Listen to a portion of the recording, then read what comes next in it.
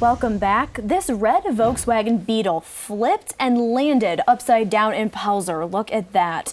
The driver crawled out of the passenger side door and miraculously says she only had scrapes and bruises. But now the search is on to find that Good Samaritan who stopped to check on her, even telling her he'd stick around until help arrived. Fox Carolina's Kayla Conboy is live for us tonight outside the Highway Patrol's office in Greenville. So Kayla, does she remember anything about this guy? She was very much in a daze right after that accident, but she does remember that this is an older gentleman, very kind, and also that he was driving a small burgundy or maroon car. She really wants to thank this guy for what he did, saying he saw the accident, pulled over to make sure she was okay, and even offered to stay with her. I'll do the first 3 for you.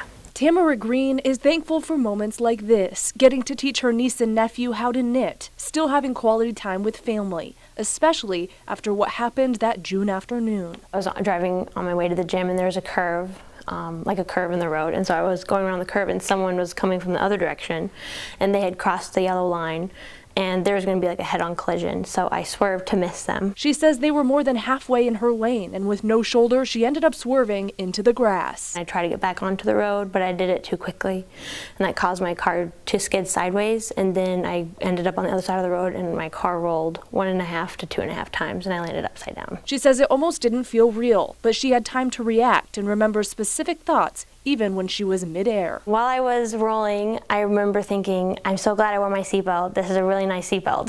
So I had time to think all of that. So that's what I was thinking. But before that, though, I was like, oh no, this car, I think I'm going to wreck. Like, this isn't good. Her red Beetle ended up on top of this fence. Even now, she can still hear one clear voice in her head. I was in the car and I could hear someone, oh, are you okay? Are you okay? So I unbuckled my seatbelt and I crawled out the passenger door because the driver door was stuck.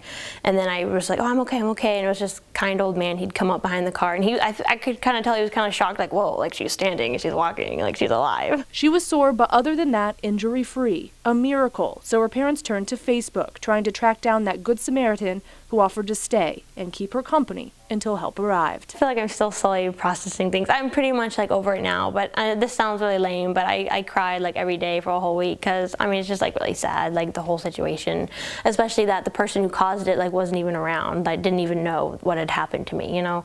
I think that was the saddest thing, that they didn't know what they caused. She tells me she used to love that red Beetle, even giving it a name. She called it Marshall, and she said she had just had a lot of work done to it, so she's very sad to see it go, but is now hoping to get something a little more fuel efficient moving forward. Reporting live in Greenville, Kayla Conboy, Fox Carolina, the 10 o'clock news. Kayla, thanks.